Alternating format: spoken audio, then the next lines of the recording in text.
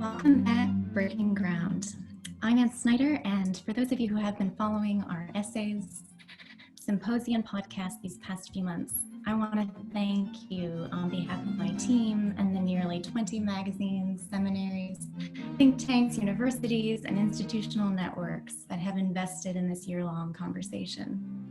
We hope you have profited from a lens that is seeking wisdom and hope in a year that daily intimidates both. It is my privilege to introduce tonight's event, Between Pandemic and Protest, Exploring the Future of the Liberal Arts in Higher Education, and our four guests. But first, let me give you just a little context for a conversation that may seem a bit tone deaf to the mood of the moment. When you hear the term liberal arts these days, it's tempting to roll your eyes at the luxury it can seem to pursue a form of education that is this broad, this humane, this morally concerned, this integrated, and frankly, this inefficient. There is nothing immediately useful about the liberal arts. I remember when I graduated from Wheaton College, a small liberal arts school west of Chicago, and my dad pulled me aside for loving, if hard to swallow, advice. And he said, best to keep your head down and your ears up for these first few years in the workforce. You graduate from a school like Wheaton, very high on concepts, and that's great. But to be blunt, you're pretty low in the hard skills department, and your cognitive and verbal ease with the analytical just won't be marketable until a decade or two into professional life. A baby boomer, he may have been speaking slightly more from his own generational experience, but I took his advice to heart and probably escaped some suffering for doing so. I did have some articulate thoughts around questions of why and what for, an orientation toward T-loss and even transcendence that so much of the world around me seemed like it was grasping to recover. But I found myself in entry-level jobs with very little confidence around the concrete questions of how and what. And in those early professional years, I watched those from other educational backgrounds just accelerate right out of the gate with envious ease. Certainly, in the face of this year's economic upheaval, public health and leadership crisis, overdue racial reckoning, and a highly contentious test for American democracy looming in just 29 days, why are we at Breaking Ground taking a moment to reevaluate what a particularly human form of education could be? Why does it matter in the face of our present unraveling?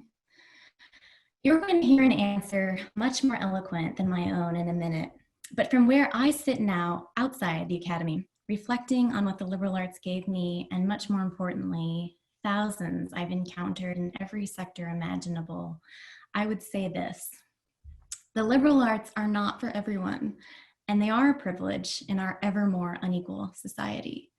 But privilege is not automatically something to be canceled. It can deploy its gifts in service of the vulnerable and the voiceless, and it can steward a healthy middle of institutions that give our society structure and grace.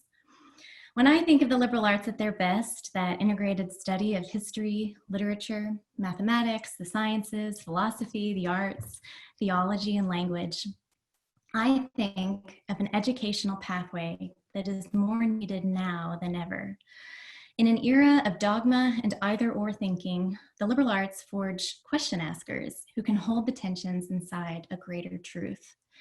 In an age of impatience, quick judgments, punishing frameworks, and increasingly contagious cynicism, the liberal arts foster curiosity, patience, and the beginnings of virtues needed to wrestle with opposing ideas in good faith, with perseverance and an open mind. In a society struggling to maintain dominion over technology's mastery, the liberal arts offer a way of thinking and perceiving that no machine will ever be able to match.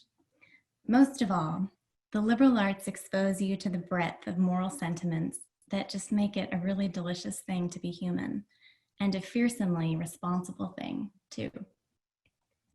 Tonight, our four guests are going to interrogate what the liberal arts could yet be in a season when so much is threatened. They come to Breaking Ground stage having just fashioned an exciting and important stage of their own called the liberating arts. which you can find at www.theliberatingarts.org. This project aims to deepen tonight's conversation with nuance and breadth over the coming year, and it has been made possible by a grant from the Council of Christian Colleges and Universities, one of Breaking Ground's own partners. Moderating our roundtable tonight is Davey Henriksen, the director of the Institute for Leadership and Service at Valparaiso University, where he also teaches in the core program and the Honors College. He earned his PhD in religion, ethics, and politics at Princeton University, and has written for a variety of peer-reviewed and popular journals, not least of which is the ever-grateful Comment magazine. His interlocutors include Jessica Hooten-Wilson, Francis Su, and Jeffrey Bilbrough. Jessica is the Louise Cowan Scholar in Residence, where she teaches humanities and classical education. Last year, in 2019, she received the Hyatt Prize in Humanities, and in addition to publishing in literature and theology, she is invested in the future of the liberal arts at the K-12 level, having co-founded a classical K-7th grade school. Francis Su is a celebrated professor of mathematics at Harvey Mudd College and former president of the Mathematical Association of America. He earned his PhD from Harvard University and in 2018 received the Halmas Ford Award for mathematical writing. His new book, just out, Mathematics for Human Flourishing, is an exposition of the virtues built by a mathematical education and simultaneously a meditation on what it means to be human. Finally, Jeffrey Bilbrough is an associate professor of English and the editor-in-chief of Front Porch Republic. His research interests focus on theology and environmental ethics in American literature, and he's written several books, including Loving God's Wildness, The Christian Roots of Ecological Ethics in American Literature, Wendell Berry in Higher Education, Cultivating Virtues of Place, co-written with Jack Baker, and Virtues of Renewal, Wendell Berry's Sustainable Forms. These four are treasures, representing dozens, if not hundreds, of equally luminous treasures in the professorial landscape of liberal arts education writ large. I'm honored to welcome these lights to the Breaking Ground stage. Davey, over to you. Well, thanks so much, Anne, for a really generous introduction. And I want to jump right into things, right at the deep end. So the ongoing crisis in higher education has many pressure points: financial, cultural, political, and so on. And all these were only exacerbated by the global pandemic of the past several months. And several of us actually right here on this panel have had our livelihoods negatively impacted by these series of crises. So in the midst of all of this, as Anne alluded to, what is it about liberal arts and the education that we've all enjoyed ourselves that you think is worth holding on to? And if the liberal arts are to have a future, what might this kind of education offer to our various political and religious communities? And Jessica, I wondered if you could get us started. Yes, I'm delighted to be able to start talking. After getting that kind of introduction, I felt a little bit like I was on The Bachelor or The Bachelorette, where it's my head and everyone's watching your head. I mean, I'm great. I get to talk now. I think this is a really good question that probably needs to start with the definition. So when we hear liberal arts, most people hear humanities and they only think of that one part of the liberal arts. But that really is just involving the trivium, right? We think humanities, we think of the grammars and the logic and the rhetoric. But we're also including the quadrivium in this conversation, and that's why I'm so glad that Francis is going to talk to this too. Really, the mathematics is the sciences. Really, it's arithmetic, geometry, astronomy, and music, right? Measuring in time, measuring in space, measuring in all those different ways that we find patterns in the world. All of those go together to really free us. They need to be the 7 liberal arts to have a place, and then we build upon them. So when I talk about the liberal arts, I'm thinking about those practices that help us to be free to create. They're practices of the soul. In the world that we live in, we are natural imitators, and that's great. There's skills that we can learn by imitating. What the liberal arts do is they take that skill of imitation and they teach us how to craft in such a way that we then become creators of things as well. They give us the liberty to be ourselves and know our roles in the communities that we're in. Not to speak too apocalyptically, but I read a lot of dystopic fiction. And so when you read dystopic novels, the first thing that powers do in order to control people and make them not free is to get rid of their ability to create, right? So those worlds are always ugly, they're dark, the people are missing their history. They don't know how to discover in the sciences. They don't know how to have hypotheses. They don't know how to look at the world around them and find patterns, to find meaning. In some sense, they've lost the ability to really know who they are. Their culture has been completely lost and destroyed. The liberal arts protect us from losing that culture and losing that ability to be free citizens. And in this way, this is why Anne was talking about how the liberal arts are about responsible citizens and not just a form of education. It's a much larger question, it's a much larger issue. Being a professor, of course, it is my realm to really think about what it looks like as I'm practicing education, as I'm teaching my students, so that I'm not participating in creating a dystopic world, right? That there will always be that remnant that's left that knows how to be free, that does not go quietly into that good night, so to speak, and instead continues to protect and cultivate and create. If you don't mind, because I am a literature professor, I would love to actually give a poem that is satirical. It's a poem that is in imitation of W.H. Auden's The Unknown Citizen. And what I was trying to do in this poem is really to register the concerns that we're having about what the liberal arts, how they're being truncated, how they're being turned into just checked boxes on our degrees, and they're not being really seen as those free practices of cultivation that they should be. So I'll read this. I think it's pretty clear, the satire, but I am hoping to write satire in a sense that Walker Percy would say, so that these things don't come to be, right? This is a version of the world that I hope we're not going to fully embrace, that we're actually going to see the problems with and maybe walk away from towards something brighter. So I'll read this and then I'll pass it to one of the other panelists. It's called The American Graduate. She was proven by the College Board to be one who had achieved the highest measure of success, and all her grades in every subject agree that in the modern sense of an old-fashioned word, she was blessed. If in doubt of her merits, just read her CV. Except for the quarantine until graduation, she worked hard with her comrades to achieve maturation and met the demands of every syllabus, doling out homework and passing tests, always dotting the I's and crossing the T's. Her transcripts of credits shows her true skills, though half of her courses were made by appeal. As president of student government, she shined, a born manager with a Machiavellian mind. In her classes, she kept her feet on the ground by avoiding conversations that became too profound. Having checked the boxes of Western Civ and Poli-Sci, she'll opine on fake news, sham stats, and other lies. Her professors from online, who saw her one time, declare in their letters, where they fill her name in its spot, that she's the most qualified choice from the lot, and they list the hows and whys with such care. Our administrators communicate to their board of trustees that this kind of student the university strives for, one who returns for homecoming and gives generously, donning school colors and never asking for more. She may change jobs every year and even career, but be assured she was trained to make money and buy things her future's secure. Whether she's free or happy, they are not concerned. With a diploma in hand, who cares what she learned?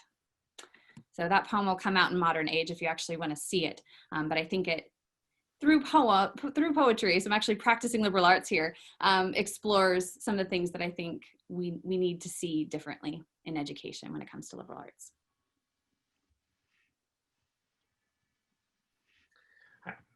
Maybe I'll chime in here just to add to what Jessica said. I think we may think of the pandemic as sort of upending higher ed, but maybe it's worth thinking of this as a real opportunity to sell the liberal arts. If you think a little bit about what the liberal arts offers, I think in many ways the pandemic's effects have been exacerbated by a lack of an ability to think in nuanced ways about the events of the world around us. And a liberal arts education would, if it's done properly, have better equipped us to recognize misinformation and manipulation, accept complex truths when we, rather than think in simple, just, black and white, enable us to converse constructively with people who hold different opinions than us. And so in many ways, the liberal arts, I think, is really these kinds of, this kind of formation is really what we need right now to navigate what we're going through. And Francis, it seems like that might be a counterintuitive claim in some senses, because one of the criticisms that's often made of the liberal arts tradition is that it's a sort of ivory tower idealism, so that when we're in the middle of a political chaos, it can seem almost quixotic to talk about some of the things that we're talking about tonight, especially when so many of our most fundamental democratic norms are fraying at the seams. So I want to kind of press you on this point a little bit and invite the other panelists to weigh in as well. How might a renewed attention to higher education and the liberal arts specifically produce good citizens in troubled times? And are there specific virtues that that tradition might help to inculcate to help people resist injustice and instability and recognize falsehood when they see it? Yeah, well, I'll just say, maybe from my perspective as a mathematician, one of the things that impressions that people have of mathematics is that it's just a bunch of facts to memorize or algorithms to follow, whereas math is really about thinking and reasoning and being able to solve problems you've never seen before. And these kinds of virtues that are being built in us when we study mathematics go beyond the specific skills that you're learning in whatever math class you take. And the math that you are learning now, you may never use, right? I mean, this is part of the question that people often ask is, why am I learning this stuff? When, 20 years from now, the math that powers the next great innovations was probably just invented 10 years before that. Well, what you're learning to do is to think and to reason, and a good education is really there to help people learn to handle complexity, to realize that most truths are multi-layered and complex, right? And so, if education is done right, it should help people to think ethically, to think morally about every subject, including mathematics. I often like to think of math as the power to see hidden patterns in the world, right? People who are able to recognize trends, who are able to know the danger that exponential growth poses in a pandemic. And just like any subject, math itself can be warped and derailed and misused. You can think about the social media algorithms that are powering what kind of news you see.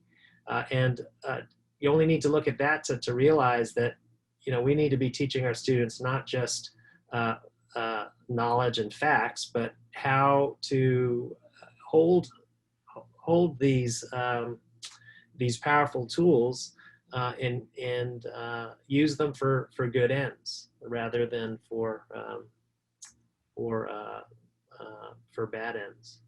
And so, good liberal arts education should help people think about how their discoveries, how the creations that they're making will be used so that they can recognize the dangers. And maybe if I could chime in and just, if Jessica talked about liberal arts freeing people to create, and Francis is talking about, habits of thought that help you think about the ends toward which your work ends. One way I like to frame liberal arts when I talk to my students is by making this distinction between private goods and public goods. And we oftentimes think about college today as a very private good, right? It's designed to give you, the individual, a credential that will help you get a job. But the liberal arts is a different kind of educational vision that names one that has public ends, right? We want to cultivate the kind of virtues and virtuosities, the character and the skills, right? You have to know stuff, but then you have to have the virtues to use the stuff well. And I think, traditionally the liberal arts was contrasted with a servile education. And so if you're just going to be a slave or, a wage slave, perhaps, you only need to know a particular discrete set of skills. And I think, unfortunately, modern universities are kind of in danger of reverting back to that model. But liberal arts, I think, names a public education for the public or the common good. And we shape students to act responsibly and to use their freedom to serve the goods of their communities. So it is, hopefully, there are personal goods that come out of that, but it's really oriented toward the public or the common good. So as both Francis and Jessica have said, at a time when we see our public fraying, I think the need for the liberal arts is more apparent than ever. Can I just say one thing, because that was so good. When we are looking at voting, in the future, November, and it's like on everyone's minds, and people are talking about the government as though it's going to control everything, and wherever you vote, like that's where the power is going to be. What you're bringing up is that's not where all the power has to be held. It really has to be where you are in your community. And if we don't cultivate that ability to see the public good and to realize that we have gifts to give right where we are, we're going to keep playing this false game that all the power is in one place far, far away from us. So I love what you're saying. That was great. Yeah, and it's it's resonant with the idea that we each of us, as Jessica said, have creative power ourselves, right? And so this is I think may help us get away from this idea that power is out there, and this is just an epic battle between who's going to control all the goodies.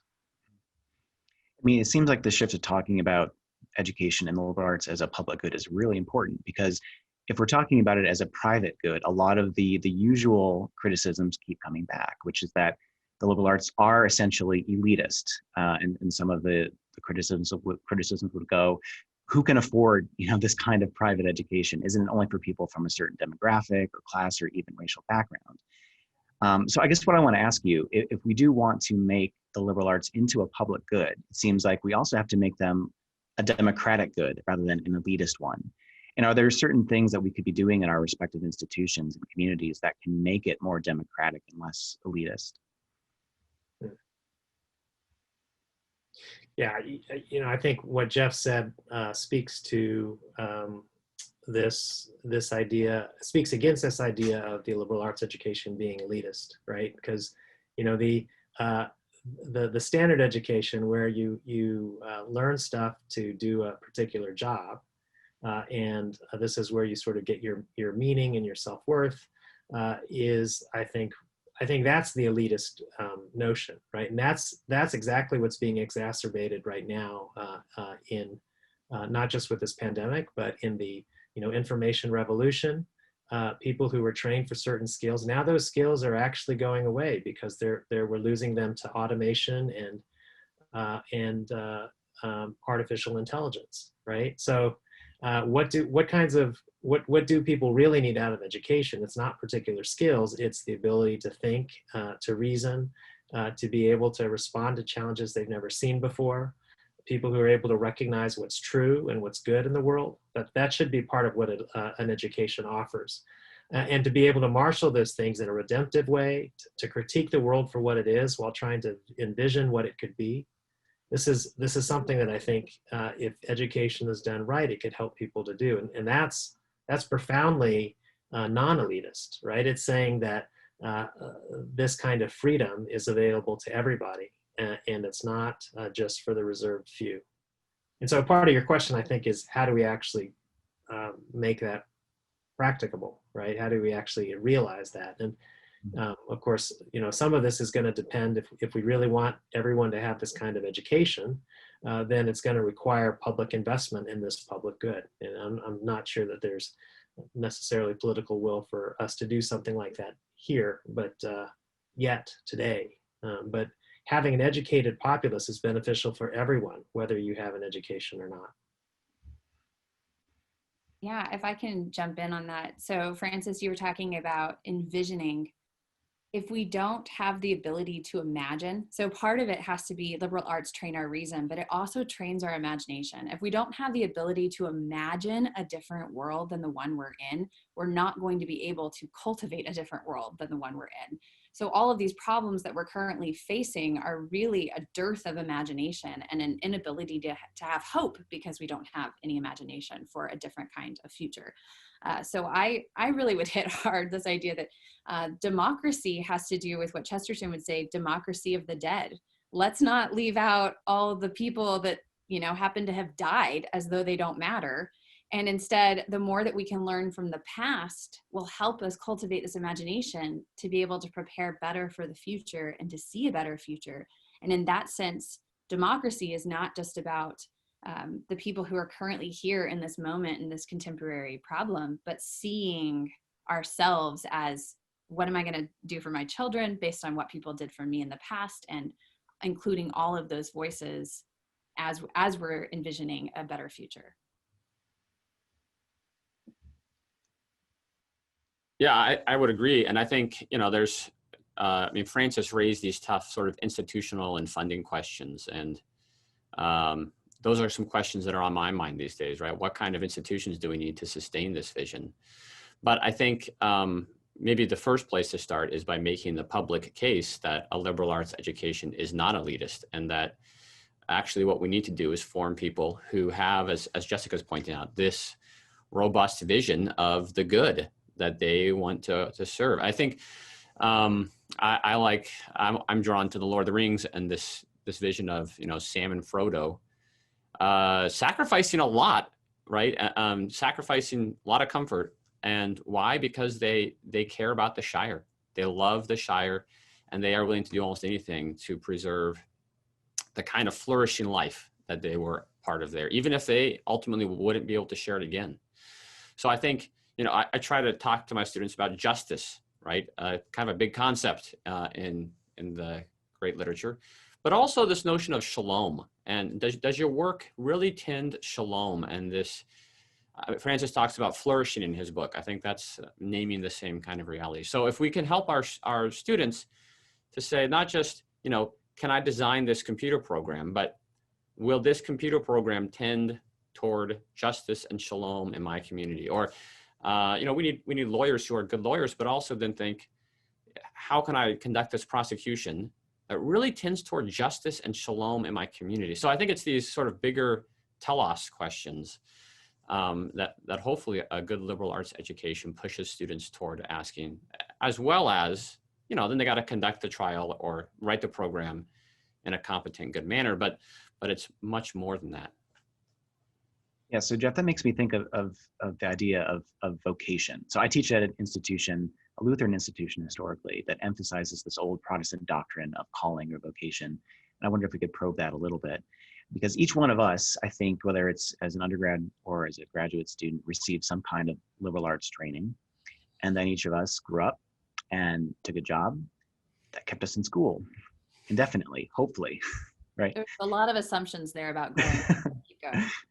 So what would you say, though, to the student who isn't planning to follow in our footsteps and become a teacher at an institution of higher learning, the student who wants to become an engineer or a carpenter or a business owner, or just you name the vocation or the career? How do the liberal arts help these students to think about their vocation? Yeah, that's an important question that I think academics need to be pushed on, right? One of the things I talk about with my students sometimes, and I get this from David Brooks actually, is this distinction between resume virtues and eulogy virtues. And, you know, I hope my students don't just have really beautiful, impressive CVs or resumes, but really that they think, you know, how am I bolstering my eulogy virtues? How are people going to remember me? And certainly that entails the way that has implications for how you do your job if you're an engineer or a carpenter, but it also has a lot of implications for how you treat your family and your neighbors and how you're involved in your church or your community. So I guess I want to say that I think we have to recognize that career and vocation are going to overlap, but they're not going to be perfectly aligned, that our vocation extends much beyond our career. So I want students to approach their career with the mindset toward how can I do this calling to serve the higher good, but also to think, you know, what else am I called to besides things that earn a paycheck that are just as, if not more important, and to invest their creative talents and their gifts and the sort of civil society, whether, you know, beginning in their home, but pushing outward as well.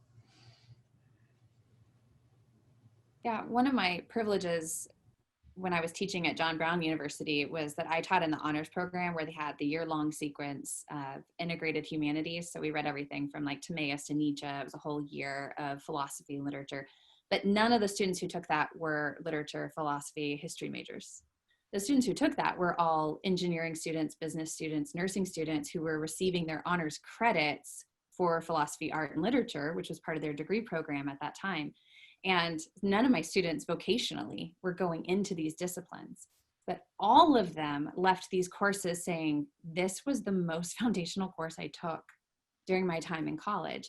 And the reason why is because I think it woke up something in them that showed them their life is bigger than their labor. And I think that's so essential to understanding any vocation you're in, is that yes, you have your work, but ultimately you're not a worker. You're not a worker bee. When you think of, Walden says something like, the world has convinced us we're all ants or something like that, when really we should be so much more. And we should be awake to those possibilities in life that show us that we're worth so much more.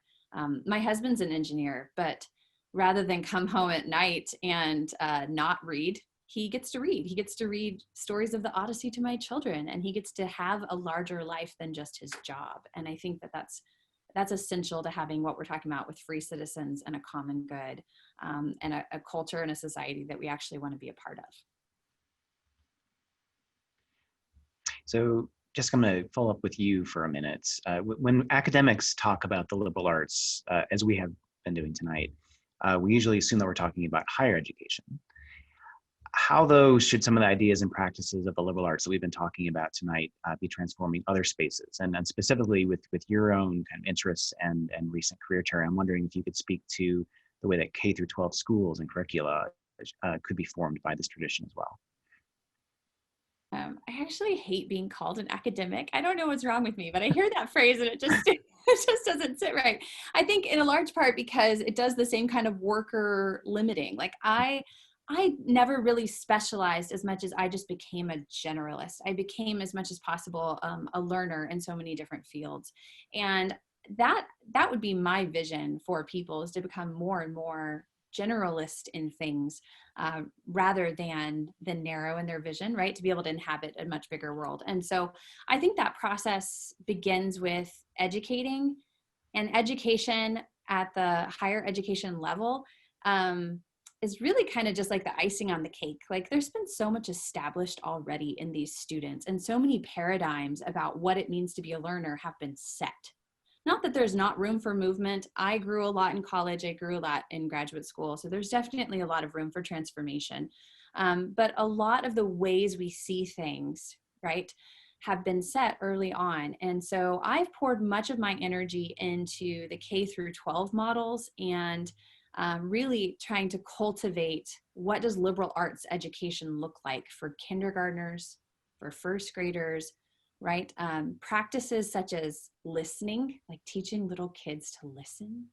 My son and I go on listening walks where we try to practice that art of listening and attention, really kind of forming these habits in students that show them what learning could be, so that those habits can be built upon later as they gain other kinds of knowledge, as they gain other kinds of practices in their life, that they have these foundational practices in the liberal arts, really arts, I mean, practicing art, right? That helps cultivate liberty in these students. So I've poured myself into classical education, which really is built on trivium and quadrivium. That's the foundation for it. It's gymnastics and piety are the early years, and then it's grammars and the grammars of every subject, including languages, really capturing ancient languages, which does not sound useful in this day and age, but is so important to our ability to speak to others, to understand the meanings of the things that we say, to care for words and not let words manipulate us, is to really understand and know words. And so we start students doing Latin when they're in third grade, just to really get into languages and to understand languages better. And then of course the quadrivium as well. And so these students have not just an ability to memorize formulas, that's not part of their education where they only memorize process. They really learn how to think in the quadrivium. So they're practicing, geometry, arithmetic, astronomy. They really practice these things. And like Francis said earlier, they're able to see these problems, be able to take problems apart and be able to find solutions and practice these complex ideas, right? They're being trained in that when they're really young. And it's a different way of learning, I think, that helps prepare them for liberal arts in college. Thanks. I think we have time for maybe one more question before we transition out of the formal session to Q&A. So Jeff, I want to turn to you for this final question. You recently wrote a really beautiful, really evocative, very personal essay on how the pandemic and the crisis in higher education led to the elimination of your current position. And in that essay, you quote a really lovely line from Wendell Berry, which I wanted to share just briefly. So Berry writes, "It may be that when we no longer know what to do, we have come to our real work. And that when we no longer know which way to go, we have come to our real journey. The mind that is not baffled is not employed. The impeded stream is the one that sings." That ends Berry. I was wondering if you could share something about what a posture of hope might look like when we're baffled, and when the future of something that I think each one of us loves so very much, liberal arts education, when that thing seems so imperiled. Yeah, well, I guess I could quote Barry again. And in one of his essays, he says that human hope may always have resided in our ability in time of need to return to our cultural landmarks and reorient ourselves. And so I've been really heartened, a lot of and Jessica talked about this, a lot of the poems I've memorized or stories that I've studied sort of come to mind in new ways when you're baffled or stuck. Because I don't think that what we need right now is some tagline from a TED Talk guru. We don't need some sort of fancy new marketing slogan. We need to return to these perennial sources of wisdom and figure out how to sort of reapply them or rethink what they have to offer for today's tasks. So I'll just give you one example of a landmark that I've been pondering, and it's from Frederick Douglass. He had some pretty tough circumstances, right?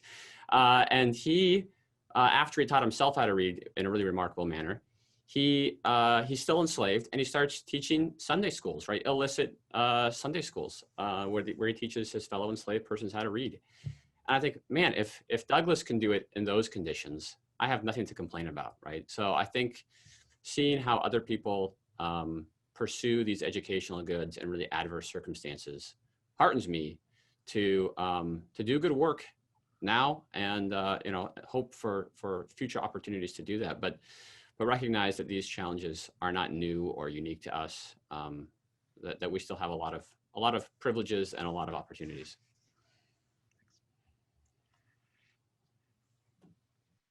I think we're going to transition now to Q&A. Hi, Anne. Hi, Davey, and I will tag team with you here. Thank you all to everyone watching. We're going to address some questions from you, so please feel free to write your questions in the Q&A. And I'll just start off. Davey and I are going to sort of go back and forth, but this struck me as very salient for the moment. This is from Dan Barnett. He asks, how does liberal education deal with the paradox that those trained by liberal education may have diametrically opposed political, social, even moral ends? Which one of you wants to take that? I want to jump in. I'm an external processor, so my answer may not be as good as Jeff and Francis once they internally process and then say something brilliant. But my first thought was Solzhenitsyn when I heard that, because Solzhenitsyn is constantly talking about how the problem with the communist government was that it only allowed one voice, right? And I think Gary Saul Morrison says something along the lines of the communist regime had the greatest freedom of speech of any country ever. The only rule was you couldn't lie. And the communists controlled the truth. So anything you said against the Communist Party was deemed a lie and therefore couldn't be spoken, right? So it's that way of controlling the narrative so that everybody only thinks one way. One of the reasons I love liberal education is because it allows for so many more voices. I mean, I think you've witnessed that even tonight, hopefully, is that Francis and Jeff and I don't have the same thoughts on these issues. And I've learned from just hearing them talk.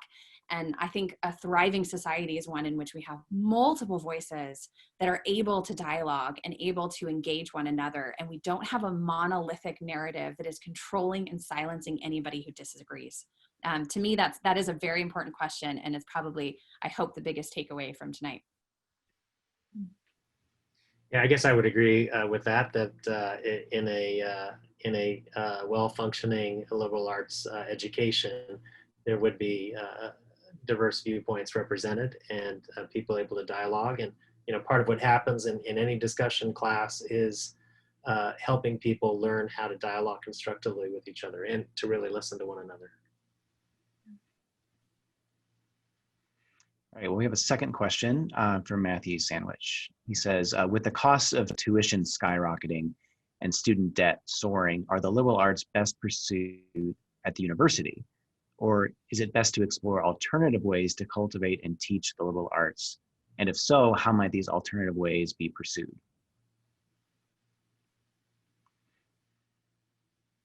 Yeah, I guess I would just say I hope it's not an either or. I really hope that, people who maybe didn't have the opportunity to go to a traditional liberal arts school, that's not stopping you, especially with the internet and libraries. You can get a lot of amazing resources and even connect yourself to people who know more and can lead you in dialogue. So there's a lot of opportunities outside the university, and I think that's all to the good. I hope those continue to thrive, and I think they will. I think as people, as events like the pandemic sort of push people to reevaluate their fundamental human purpose, and they might grow dissatisfied. Hopefully, people want to know more and think about how to use that knowledge to cultivate the good in their communities and public. But I think so. I think I do see a lot of hope in sort of new institutions that are cheaper and more flexible. But I also hope we don't lose kind of the traditional liberal arts college, because it's a really unique tradition in America in particular. A lot of countries don't have the network of very diverse, very local, very small, very idiosyncratic schools. And I think that is an incredible legacy that depends upon some people in the past, right after the founding, who thought, and before actually, but too, who thought, hey, democracy is going to depend upon people, a citizenry educated in these sort of civic virtues, and we should make that happen. So I think it's a remarkable legacy that we've inherited, and it's sad to see that threatened, but I hope that people recognize that value and reinvest, make them better, make them more affordable, but don't lose them. And I want to tie into a question that I just scanned in the Q&A that's related, which is how does this dovetail with the MOOC model, the massive online courses? And I guess I would say that it's really hard in the liberal arts education is not something that can be replicated easily on a large scale. And so, yes, a MOOC is a good place to perhaps learn things and learn facts, but to really wrestle with some deep questions and to learn, I think, how to think is something that I think is best done in an apprentice model. And so that automatically leaves, I think, low faculty-student ratios and things like that. So I think MOOCs have a place, but I don't think they would replace, for instance, the liberal arts model. And just one add on that, I think one of the liberal arts goals would be to train us away from just becoming consumers and to show us what it means to be in relationship with other people. And liberal arts colleges then provide an atmosphere in which you're having a relationship with a teacher and with other students who don't think the same way as you. And so you're being trained away from the consumer model and towards a different kind of practice of being human. I'm going to step in here and I get to ask a beautiful question that's come in. This person asks, I'm struck by what on its face might be attention Does a liberal arts education have primarily instrumental value, aka citizenship, foundational skills, moral responsibility, justice, shalom, or is its primary value its intrinsic value? Learning is simply one of the goods in human life that we seek for itself. I'll jump in. I'm not sure. I'm sure other people may have different views on this, but I would say that most definitely it's strongly an intrinsic value, and yet I would say it's not easy to separate that from some of the instrumental values that an education has. I mean, I think an education really does make life worth living. That's why it's an intrinsic value. It's something that when you have an education, you're able to see the world a little more in a little more in color, so to speak, rather than in black and white. You see more things, you appreciate more things, and yet because of that, I think it does turn us into better citizens who are able to love our neighbors well and seek moral responsibility and justice and things like that. So they're sort of inseparable for me, but for me, primarily intrinsic. Even the phrase instrumental there, what you're actually using these things for, you're not really using in the same way like a tool would be used, right? It's a different kind of formation. So when we talk about education, the way Socrates defined it as to teach us to love what is beautiful, right? So those practices that teach us to love are actually transforming us into being better lovers, right? What Francis was saying, being able to see things better, then we love it better. So you're just becoming a different kind of person. No, so you're not studying these things to become a different kind of person. You just are by the very study of these things. So the more that you love mathematics, you're actually going to help other people flourish because of that love that's being created and cultivated in you. That's hard not to turn into love around you. So, so again, I don't think you can really separate them. And I just would add that Francis's book, I think, does this really well on the mathematical dimension, because there's these moments of just beauty and delight and awe and isn't this cool? It's like a little kid in the best way, right? This sort of childlike wonder. And then it just seamlessly, but it's very clear too how seamlessly that translates into serving human flourishing. So I think, yeah, it is an important distinction to think about. But I think ultimately, when we're talking about the kind of human person that a liberal arts education is intended to form, they do become inseparable at some point, because it's trying to change you into a person who loves rightly. And that's going to have all kinds of benefits that follow therefrom. And I did not pay Jeff to say that. There's still time. All right, we have another question from Dan Oberholtz. He asks, if the liberal arts education cannot be effective at scale, what possibilities are there for truly democratizing them beyond the academy and traditional institutions?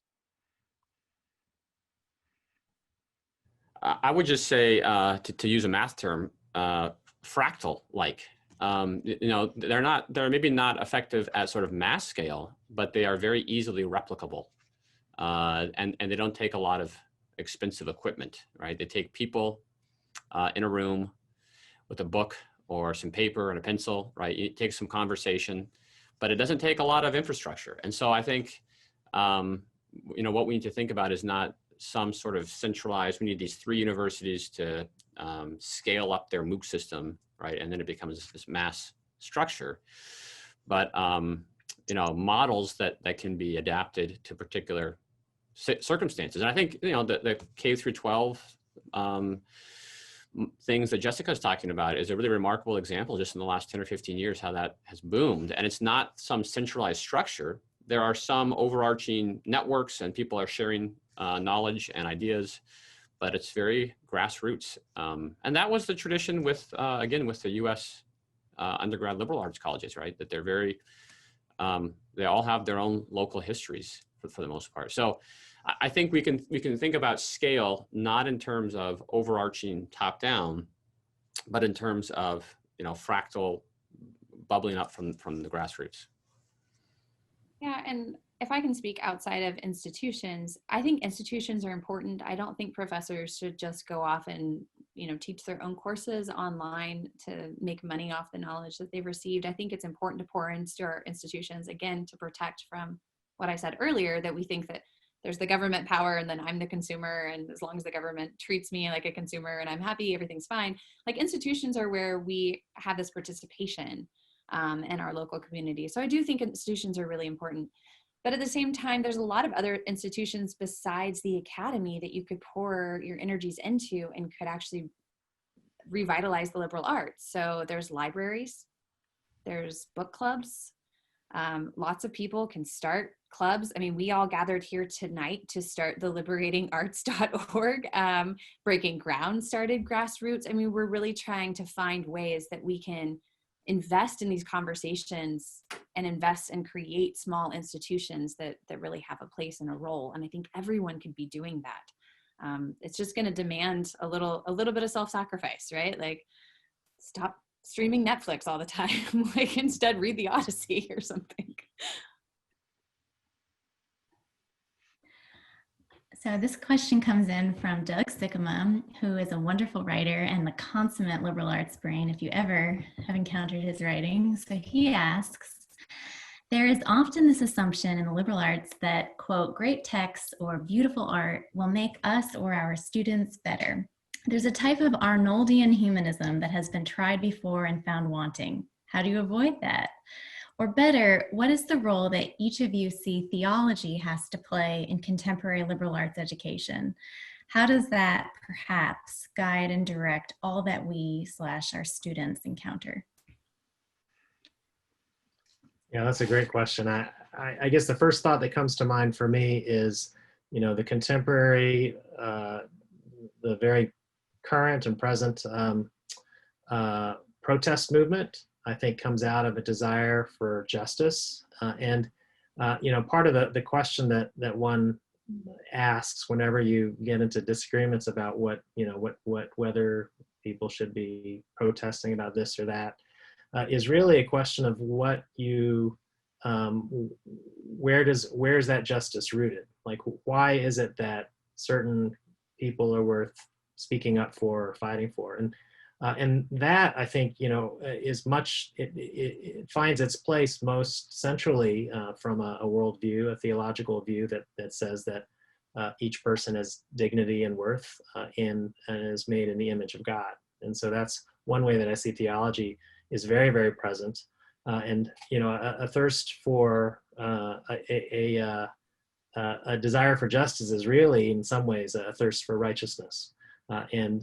Whenever, as it's placed, in its proper context, and people can see that each person has dignity, and that has to come from somewhere. And I know that Doug is part of the classical school movement too. And Ravi Jain and Kevin Clark wrote the great book, The Liberal Arts Tradition. So it just kind of summarizes everything they've learned over 10 years about liberal arts. And what's notable about that book is that piety is the foundation. So you think like pious Aeneas.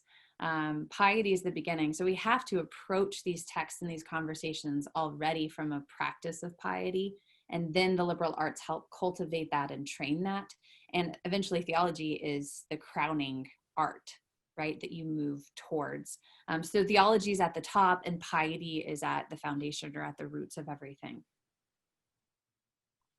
Yeah, and I would agree with that. And I would maybe just say, Doug's a friend, so we've had these similar conversations before. But I think, there's a way of framing these questions where you commit to the theological end, but do so hospitably.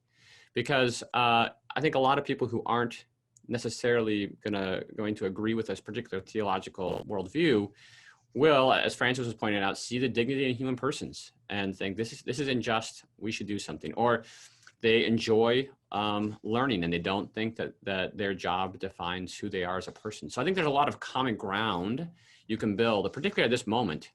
There's a lot of dissatisfaction out there with a sort of technocratic, inhumane economy and culture. And that then provides an opportunity for common ground and collaboration.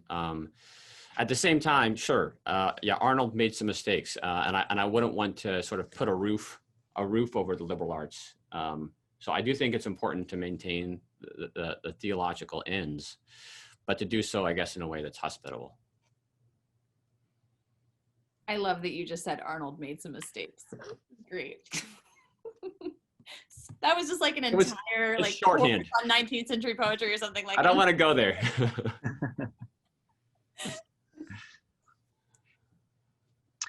And do we have time for maybe one more question? Yeah, go for it. Mm-hmm. All right. One more question here. It says, how would board members at your institutions, perhaps concerned with short and long-term financial health, alongside principal concerns about curriculum, pedagogy, and the aims of higher education, how would they respond to the vision you're offering tonight? That's an interesting question, and I'll speak briefly because obviously my institution chose to move away from me and a bunch of other faculty who teach in our sort of core liberal arts subjects. So I think they're making a certain decision. And on the other hand, a couple years ago, I had the opportunity to speak with some colleagues at a board meeting, and a lot of them, I think, these are all people in various, they're CEOs of various businesses or have led nonprofits or whatever, and they all see, I cannot tell you, all of them come to me and say, I need my employees to be good writers, clear communicators. I need them to think creatively. So on the one hand, they seem to sort of see the instrumental goods that a liberal arts education can achieve in potential employees. And yet they don't always, I would say, they don't always know how to sort of communicate that to prospective students, to parents, to other board members, and to administrators. So I think it's a lot of it is a communication problem, and finding ways to explain how the liberal arts can be are so important, and a lot gets lost in those discussions, I guess. Yeah, I would hope that we could make board members ambassadors and allies, but the first place to start is helping them communicate. The language they would use is the value proposition. What's the value proposition here? And I think what Jeff and Jessica pointed out is, and Anne as well, and Davey, is that this, that we're trying to train, the exact things that employers are looking for often are the things that a liberal arts education can provide in a way that another kind of education wouldn't. If I can just say one last thing, Jeff, you were so gracious. I loved that answer too. I am now at a university that fully supports this vision, so go University of Dallas. I will say, with our country as wealthy as it is, the people that are most often protesting the liberal arts are the people that actually have the money to pay for it, and they're wanting to go into training to make more money. It's the people that don't really have the big paychecks that are actually trying to come to liberal arts institutions because they want wisdom, they want knowledge, they love these things. I've found that to be more and more true. And I think the state of our country right now, who would not want to go into debt to make this a better country, to make this a better world and a more hospitable place for people to thrive and flourish? I'm going to ask one more question just to exalt us above the practical at the end here before closing. And that just is, as you all enter this, I think, really important and, wonderful exploration over the next year plus, the liberating arts. Where are you locating your hope vis-a-vis sort of the future of the liberal arts? And this could be in a reimagining sense, but if each of you could just locate where you're finding the most hope as you look ahead, how would you characterize that? Francis, I'll start with you. And Davey, too, I'd love for you to answer this. Yeah, I'll take a stab at that. I'm not exactly sure if I'm understanding the question correctly, but I'll answer what I think I'm being asked, which is, I guess I see a lot of hope in the younger generation, the students that I'm teaching, and they're the ones who I think are asking right now at this moment really hard and interesting questions about their future, the future of our country, this world, the pandemic. And you know, the kind of education that my students are getting right now is, I think, forming them in ways that maybe past generations of students haven't been formed, because they're thinking through some of these complex questions that we're trying to teach them, give them the skills to think about. I would just piggyback on that, because I think Jessica already mentioned, students, and Francis did too. And I would agree that it's really hope-giving when you walk into a room of students and you start talking with them and you realize that, yes, they have all these anxieties about their future job. Like, that's a real thing.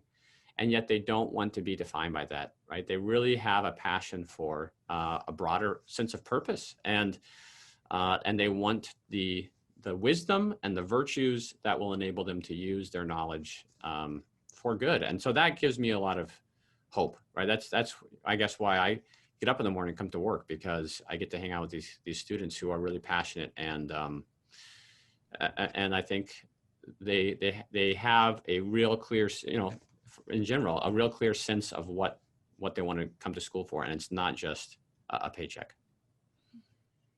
I could also answer students. So instead, I'm going to just add a different angle. I teach literature. So where do I get my hope? I read poetry. Poetry gives me a greater vision of things than just the headlines in the news. When people are getting discouraged, it's because they're reading the Twitter feed too often, and they're reading the headlines too often, and they're not reading the wisdom of the ages and the beautiful poetry that's available that will remind them that there is a bright future, that there is a lot to be hoped for.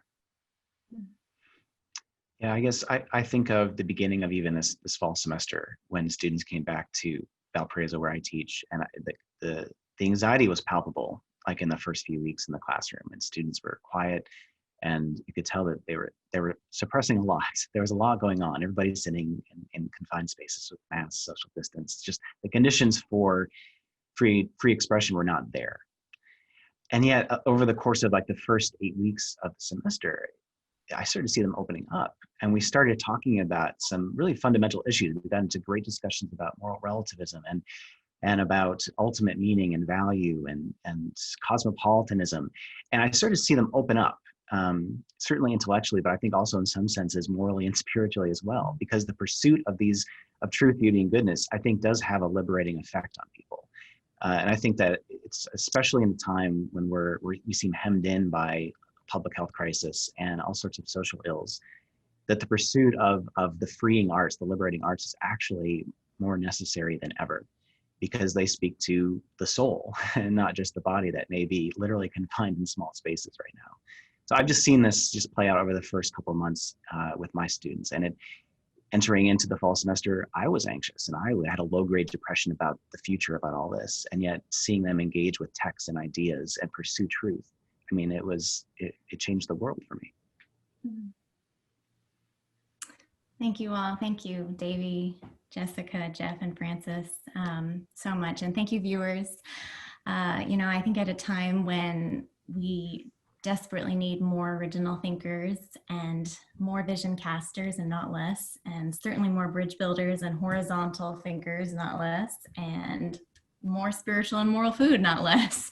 I do think it is the liberal arts that you four have defended and begun to reimagine that holds a key, not the only key, but a critical key to sort of minding the various gaps and fragments we're all living within. And tonight I am really grateful for a chance to rethink with you, maybe break ground a little bit toward a future that is sustainable, worthy of its heritage, and more widely representative and accessible.